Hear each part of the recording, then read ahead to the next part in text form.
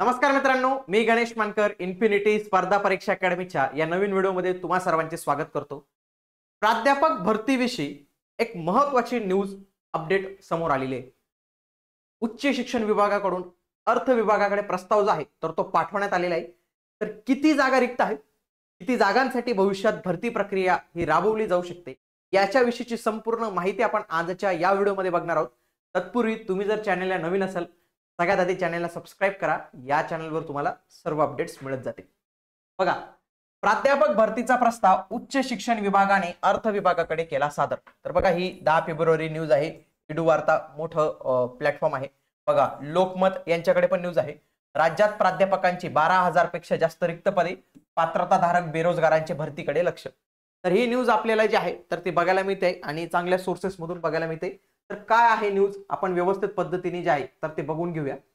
बघा, सगळ्यात आधी तुम्हाला जे आहे तर ते आपण रिक्त पद किती काय आहेत त्यांच्याविषयी माहिती घेऊया। बघा, प्राध्यापक भरतीची तयारी करणाऱ्या उमेदवारांसाठी एक महत्त्वाची बातमी समोर आलेली, ती म्हणजे राज्यातील सार्वजनिक विद्यापीठे जे काही पब्लिक युनिव्हर्सिटीज आहेत आणि अनुदानित महाविद्यालय जे कोणती ग्रांटेड कॉलेजेस आहेत तर त्यांच्यामध्ये तब्बल 12,527 प्राध्यापकांच्या जागा रिक्त आहेत।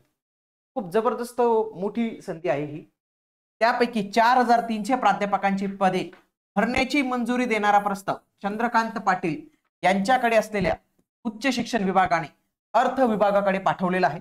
त्यामुळे उपमुख्यमंत्री आणि अर्थमंत्री अजित पवार यांच्या विभागाच्या निर्णयाकडे राज्यातील सर्व पात्रता बेरोजगारांचे लक्ष लागलेले आहे। बघा मित्रांनो, ही भरती प्रक्रिया, शिक्षकांची भरती प्रक्रिया, नेमका प्रॉब्लेम काय तो माहितीये का? शिक्षकांच्या भरती प्रक्रियेमध्ये काय, कारण की प्राध्यापक आहे तर वेतन स्तर हा थोडा जास्तच असतो। तर वेतन असल्यामुळे याला काय होतं, फॉर एक्झाम्पल सगळ्यात आधी जो प्रस्ताव, आता प्राध्यापक भरतीचा आपण पाहूया। प्राध्यापक भरतीमध्ये सगळ्यात आधी काय होतं की प्रस्ताव तयार करण्याचं काम हे कोण करतं? संबंधित विभाग करतो। तरी तो उच्च शिक्षण विभाग करेल, उच्च शिक्षण विभाग हे काम करेल। याचा प्रस्ताव झाल्यानंतर हा अर्थ विभागाकडे पाठवला जातो। अर्थ विभागाकडे करेल का? कारण की या व्यक्तीला जर समजा 1 लाख पगार, आता 1 लाखाच्या पुढेच पगार जाईल, प्राध्यापकाला काही कमी पगार नाही जाणार, तर एवढा पगार परत एवढी 4,000 पदं भरायची, म्हणजे विचार करा की एवढे पैसे वाढणार आहे, शासनाचा बजेट वाढणार आहे। मग याच्यासाठी अर्थ विभागाकडून ही मंजुरी लागते, कारण की एवढा बजेट वाढवायचा, आपला महसुली खर्च वाढवायचा आहे। जोपर्यंत अर्थ विभाग मंजुरी देत नाही ना तोपर्यंत शक्यतो ही पद भरती होत नाही। शिक्षकांच्या बाबतीत काय होतं, अर्थ विभाग लवकर मंजुरीच देत नाही, कारण की त्यांचे पण थोडे हात बांधलेले राहतात। तर जेव्हा प्रस्ताव इथून गेलेला आहे इथपर्यंत, इथून आल्यानंतर तो संबंधित जे निवड विभाग असेल, म्हणजे प्राध्यापकांची भरती जी या विभागाकडून केली जाणार असेल त्यांच्याकडे जाईल आणि ती भरती प्रक्रिया जी आहे तर ती राबवली जाणार आहे। बघा, राज्यातील 11 विद्यापीठे आणि 1,172 अनुदानित महाविद्यालयांमध्ये 33,763 प्राध्यापकांची पदे ही मंजूर आहेत आकृतीबंधानुसार। त्यातील 21,236 पदांवर प्राध्यापक कार्यरत असून 12,527 पदे अजूनही रिक्त आहेत। एकूण मंजूर पदांच्या या 37.11% पदं ही रिक्त आहेत, म्हणजे खूप मोठी बाब आपल्याला इथं बघू शकते।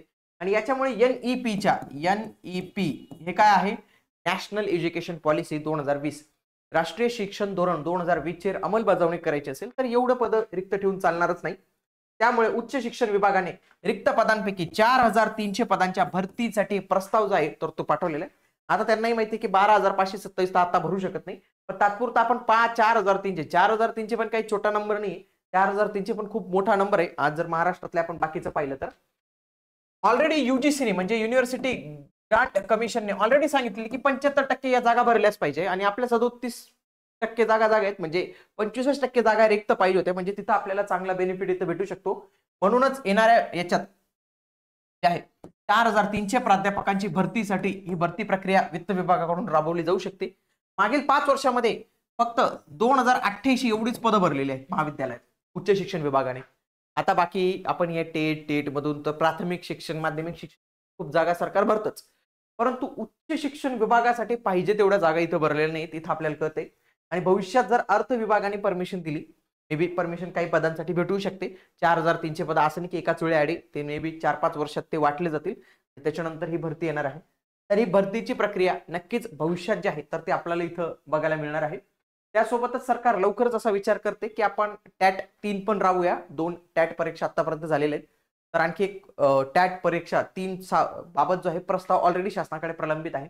भविष्यात आपल्याला टॅटची पण तयारी करायची आहे, कारण की त्याच्या माध्यमातून खूप साऱ्या जागा ज्या आहेत तर त्या येतात. तर जर तुम्ही टॅटची तयारी करत असाल तर त्याच्यासाठी आपण इन्फिनिटी कडून गुरु ही बॅच लॉन्च केलेली, ज्याच्यामध्ये आपण पूर्णतः IBPS पॅटर्न नुसार जे IBPS घेतात त्याच्या एक्सपर्ट्स कडूनच आपण हे शिकवत असतो. अधिक माहितीसाठी तुम्ही या दिलेल्या नंबरवर संपर्क साधू शकतात. ते तुम्हाला बॅचेस विषयी परिपूर्ण माहिती देतील आणि प्राध्यापक भरतीविषयी जे काही अपडेट्स असतील तर ते तुम्हाला आपल्या इन्फिनिटी स्पर्धा परीक्षा अकॅडमीच्या या चॅनलला बघायला मिळणार आहे. म्हणून तुम्ही या चॅनलला जरूर सबस्क्राईब करून ठेवा. भेटूया आता आपण पुढील व्हिडिओमध्ये. तोपर्यंत जय हिंद, जय महाराष्ट्र.